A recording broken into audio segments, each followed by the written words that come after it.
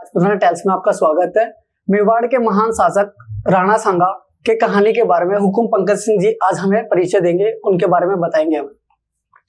खमाखणी सा जय माता जी की सभी को। आज कुलदीप सिंह जी ने जैसा इंट्रोडक्शन में कहा कि राजपुताना टेल्स जो हमने एक चैनल स्टार्ट किया है, इसमें हम न केवल राजस्थान बल्कि भारतवर्ष के जितने भी बड़े हमारे प्रसिद्ध राजा रहे हैं, इतिहासकार रहे हैं, उनकी कहानियों के बारे में, उनके जीवन के बारे में इस चैनल पे चर्चा करेंगे। और आज उन्हीं में से हमने एक विषय जो सेलेक्ट किया है वो मेवाड़ के महान शासक राणा सांगा के बारे में, हम उनके जीवन के बारे में चर्चा करेंगे। तो मैं साहब आपको बताना चाहूंगा, जो राणा सांगा जी थे, इनका पूरा नाम था महाराजा संग्राम सिंह जी। इनके जीवन के बारे में अगर मैं बात करूं तो इनका जन्म 12 अप्रैल सन 1482 में हुआ था। और इनका जीवन काल वैसे जितना लंबा नहीं हुआ जैसा कि पुराने राजा महाराजाओं को हुआ करता था, क्योंकि इनका जीवन करीब 46 साल का रहा। सन 1528 में खानवा के युद्ध में इनको वीर गति प्राप्त हुई। तो लंबा इनका जीवन काल नहीं रहा, लेकिन इनकी उपलब्धियां इतनी लंबी है कि आज भी करीब हम 500-600 साल बाद में भी इनके जीवन के बारे में चर्चा कर रहे हैं। सो इनकी अगर मैं शुरू के जीवन के बारे में बताऊं तो ये राणा रायमल जी के सबसे छोटे बेटे थे। राणा रायमल जी के 4 बेटे थे, जिनमें पृथ्वीराज जी, जयमल जी, सेनसा जी और राणा सांगा जी। इनका नाम संग्राम सिंह जी था, आगे जाके ये राणा सांगा के नाम से प्रसिद्ध हुए। और कहा जाता है कि एक भविष्यकर्ता ने एक भविष्यवाणी की थी कि आपका सबसे जो छोटा बेटा है, रायमल जी से जब चर्चा हुई थी तो उनको बताया कि आपका जो सबसे छोटा बेटा है मेवाड़ का शासक बनेगा। तो ये बात इनके तीनों भाइयों को बिल्कुल अच्छी नहीं लगी, तो इन्होंने कई बार इस पे आक्रमण करके इनको मारने की कोशिश करी, लेकिन ये हर बार किसी न किसी तरीके से बच जाते थे। और अंत में परेशान होकर इन्होंने करीब 18 वर्ष की उम्र में मेवाड़ छोड़ दिया। और फिर मैं अगर चर्चा करूं, सन 1508 में जब ये अजमेर के जो उस समय के शासक थे, उनकी सहायता से ये मेवाड़ के शासक बने।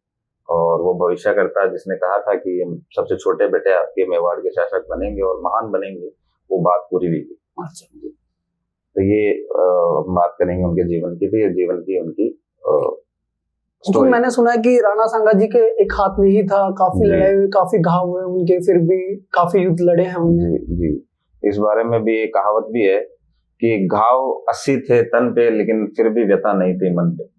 तो 80 घाव, बड़े घाव इनके शरीर पे थे, छोटे मोटे घाव नहीं थे, बहुत बड़े घाव थे।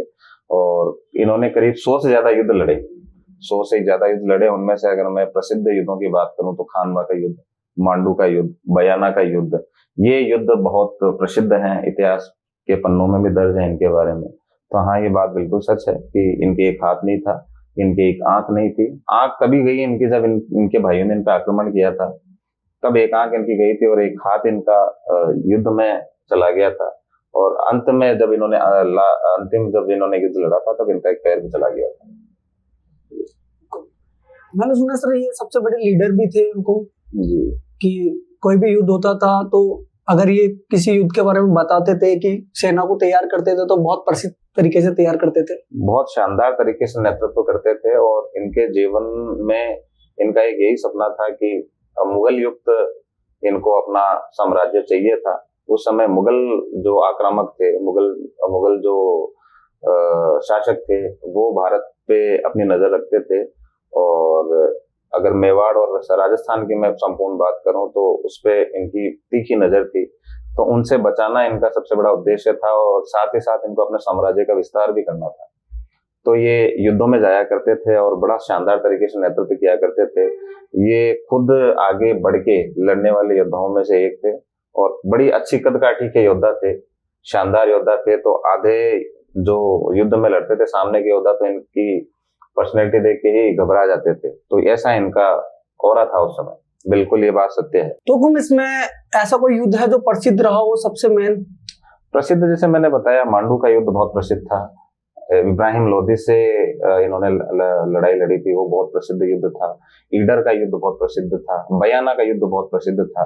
अगर आपने नाम सुना हो बाबर, जो एक मुगल शासक था, जो इतिहास के पन्नों में भी उसका नाम दर्ज है, काफी बड़ा मुगल शासक माना जाता था। तो इससे भी जब युद्ध हुआ था बयाना के युद्ध से तुरंत पहले जब वो युद्ध हुआ था, इसमें भी इसको इन्होंने पराजित किया था।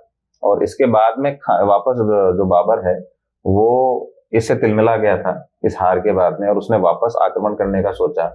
और जो अगला युद्ध था खानवा का युद्ध, जो सन 1529 में लड़ा गया, तो उसी युद्ध में इनकी मृत्यु भी हुई।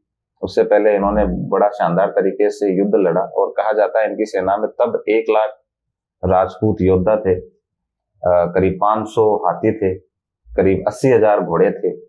और अगर मैं आमदनी की बात करूं इनके साम्राज्य की, उस समय 10 करोड़ के आसपास की इनकी आमदनी थी उस समय। तो आप समझ सकते हैं कि कितना विशाल इनका साम्राज्य था और क्या शानदार इनके पास सेना थी। पर अंत में बाबर अगली बार पूरी खानवा के युद्ध में सन 1529 में पूरी तैयारी के साथ आया था, और काफी आसपास के जो मुगल शासक थे उनकी सहायता भी लेके आया था।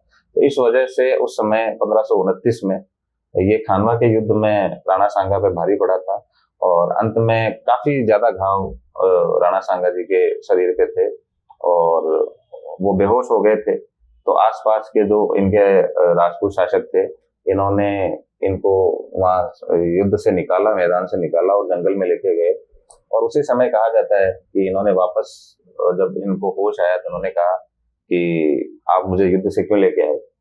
तो इनको बहुत बुरा लगा, तो इन्होंने, बहुत हालत खराब थी लेकिन फिर भी इनका मन था कि मैं वापस जाके लड़ूं।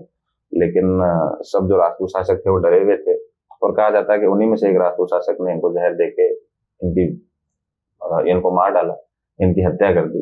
तो ये एक कहानी और ये जो युद्ध है ये बड़ा विश्व प्रसिद्ध है कि अंत तक इन्होंने कभी हार नहीं मारी, चाहे कितने ही इनके तन पे घाव थे, हाथ नहीं था, पैर नहीं था, आंख नहीं थी, परंतु इनके अंदर वो जज्बा था कि नहीं, मुझे अपने लोगों के लिए, अपने देश के लिए, अपने राज्य के लिए लड़ाई लड़नी है और युद्ध में वापस जाना है। इसी वजह से इनका जीवन काल बहुत छोटा रहा, बट इनके जीवन काल में इन्होंने बहुत बड़ी बड़ी उपलब्धियां हासिल करी। तो दोस्तों, राजपूताना टेल्स में और भी नई नई कहानी आती रहेगी आपके लिए, नए नए इतिहास खुलते रहेंगे, नई नई कहानियों में वर्चस्व कुछ चीजों के बारे में बातचीत होती रहेगी। तो आप सब्सक्राइब करें और हमें फॉलो करते रहें।